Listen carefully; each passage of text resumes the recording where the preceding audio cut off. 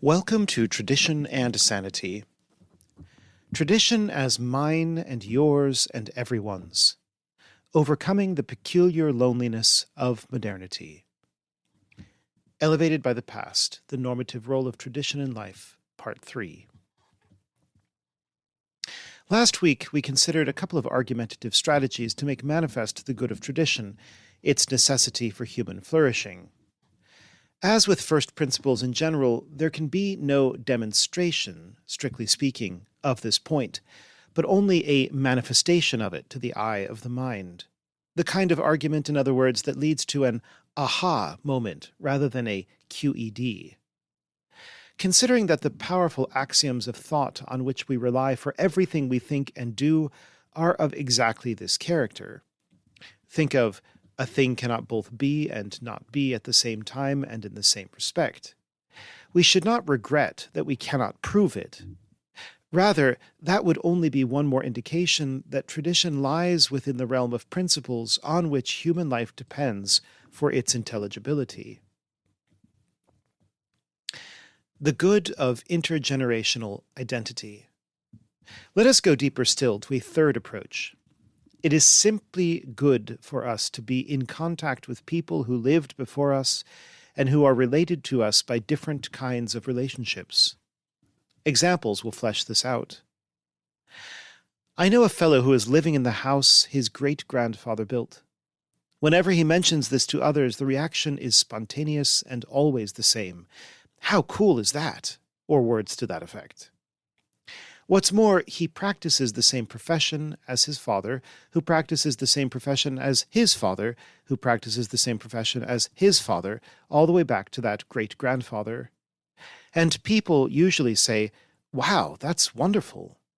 Is it necessary? No, but do we see it as a good? Yes, we do.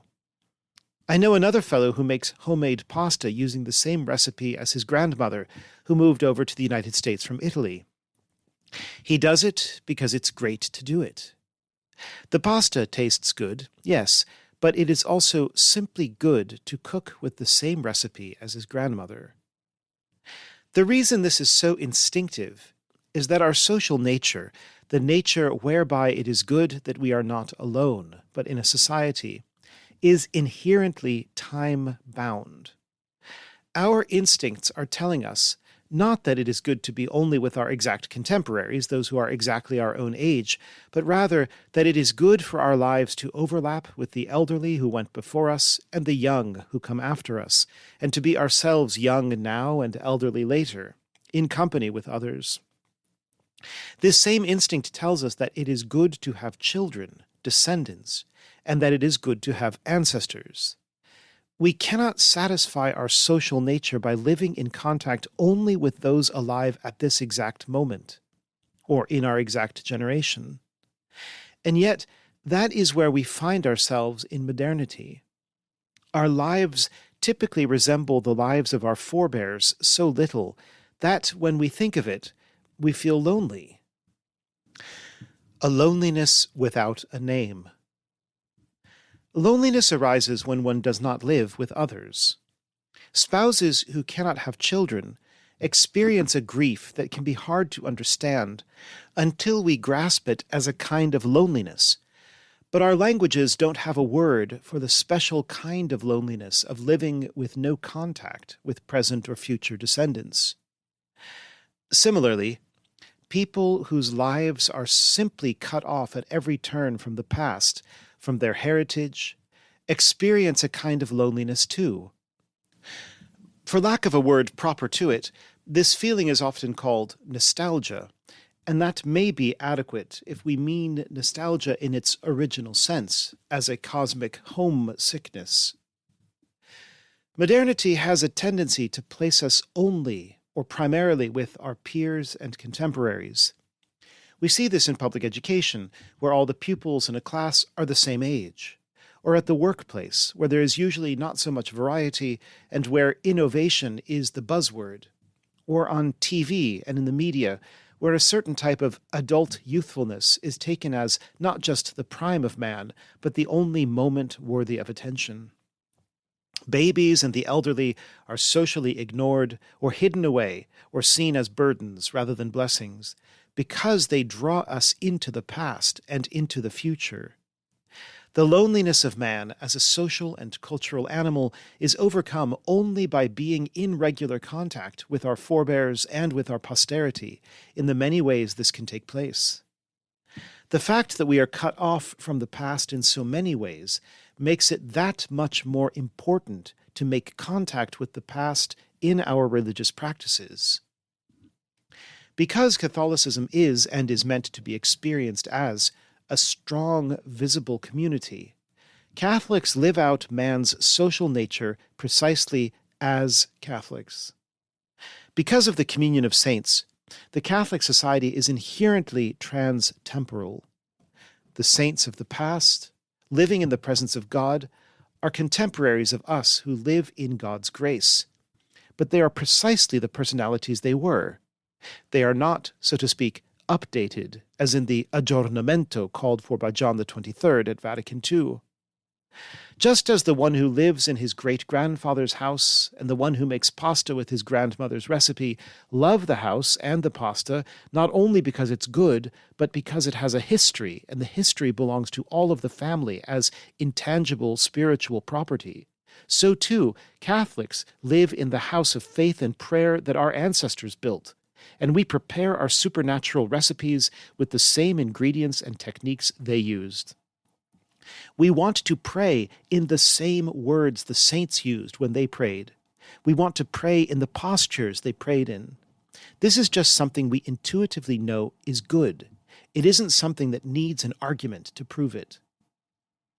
The tremendous break between modernity and pre-modernity at nearly every point of life has led to an astonishing loneliness in our times. But modernity cannot process the experience as loneliness. Modernity's hallmark is rational management from the third-person perspective, scientific, quote-unquote, objectivity. And when you insist on the so-called view from nowhere, you have no way of accounting for things that can only be seen from somewhere. So we deal with this loneliness, this enormous lack of connectedness, through what I will call substitutes for tradition. We produce sentimental novels, or movies, or TV shows set in the past. We research our ancestors with powerful online tools and gain lots of head knowledge about our family trees and birth certificates. We might even collect old photographs. We have reference books about saints. There's nothing wrong with any of that, but it must be admitted that we could be trying in these ways to compensate for the loss of actual connections with the past, such as extended family to live with, an ancestral house to live in, a recipe to cook from, or, most importantly, a liturgy and devotions to pray with. Even as head knowledge can never substitute for heart knowledge, any more than knowing about God can substitute for knowing God and being united to Him in love. So in this matter, knowing about the past can never substitute for being connected to the past in our very lives and practices. Tradition is communal, and community is traditional. At the start of the Bible, God says of Adam, "It is not good for man to be alone." When he creates Eve, he does not create merely a companion, for that might collapse into mutual solipsism or reciprocal egoism. He creates the origin of a family, a tribe, a village, a people, a nation, a church. It is not good for man to be alone, to be confined to himself, his own world, his own time period, his own generation, and its perspective. It's no better, incidentally, to be confined to a very particular time period of the past, such as the 60s and 70s. This is why the criticism that traditional Catholics are guilty of LARPing, live-action role-playing, so fundamentally misses the point. They do not experience what they are doing as recreating a past moment, with costumes, hairstyles, period dialogues, and the like, but as presently entering into something that is timelessly great. If anyone is guilty of LARPing, it would be those who still think and act as if we're in the 60s and 70s, when we've long moved on from there. It is good for man to look out and look beyond, to look backwards and forwards, to look above him to eternity and around him to all generations past and future. In this way, he overcomes his original solitude and the curse of loneliness. The authentic Catholic attitude is one of grateful receptivity to an inheritance, piety for our ancestors, humility in the presence of monuments. We trust that God has directed in broad lines the worship of the Church in every age, and that the resulting cumulative richness of tradition is eminently good, desirable, beneficial to us, and worthy of attentive discipleship. We are in the position not of masters and owners, but of pupils and tenants. Tradition, especially what we call immemorial tradition, something so old that no one can point out where it began or remember who started it, reminds us of, and even makes present in a certain sense, the eternity and immutability of God. Domine, refugium factus est nobis a generatione et progenie, a seculo et in seculum tu es. Lord, you have been our refuge through all generations, from everlasting to everlasting thou art. There's a reason Scripture talks about the everlasting hills. They've always been there and always will be, as a kind of permanent, even unchanging backdrop to the changeable round of daily human life. This is why participating in a liturgical rite that looks and feels ancient is not a form of LARPing, an imaginary visit to a remote past, but instead removes us from our confinement to the present and makes us breathe a different kind of air. It lifts us above the temporal, the ephemeral, the realm of the works of our hands that are perpetually being improved, reviewed, repaired, rejected, replaced. Other things being equal, I would maintain that traditionalists find themselves less lonely and less lost in modernity, more connected and more contented, because in fact they are experiencing the past as present, tradition as mine and also yours and everyone's, an inexhaustible transmitted content that carries us out of ourselves and out of the prison of the present, the modernism of the moment.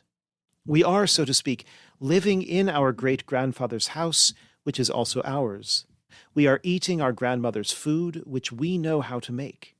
We are living in the rambling mansion and spacious fields God has provided for us, rather than an efficient but cramped apartment of our own making. It all goes back to what we think a human being is. The answer to that question will determine what we think a Christian is. How very unnatural and unchristian it is to be untraditional. That is, to think or to behave as if our theology, our worship, our models for life should be newly fashioned, ex nihilo, if that were possible, or at least by way of a periodically repeated process of selective recomposition that we can call our own work. What a patchwork of random scraps we will end up with if we follow that sad path, instead of the ever-surprising and delightful path laid down by generations, led by great-souled men and women, and, we might as well add, by angels who aided them. Blank slates need full libraries. The title of this essay series uses the phrase, elevated by the past. Although each of us starts off in life as a blank slate, tabula rasa, we are born into a family, a culture, a heritage. The better this inheritance is assimilated by us, the higher is the basis, so to speak, from which we engage reality. The low road, rocky, rough, muddy, difficult, circuitous, is the road of the man with little access or attachment to tradition, the feral child of the woods, so to speak, and therefore only his own mental equipment and perhaps a few pieces of equipment borrowed haphazardly from others. The high road, dry, smooth, and more direct, is the road made by the wisdom of tradition. In the fourth and final part, we will look at why conservatism, as opposed to traditionalism, is a dead end, and why, in spite of the trials of our age, we can and should have hope of better days for tradition and its cultivators.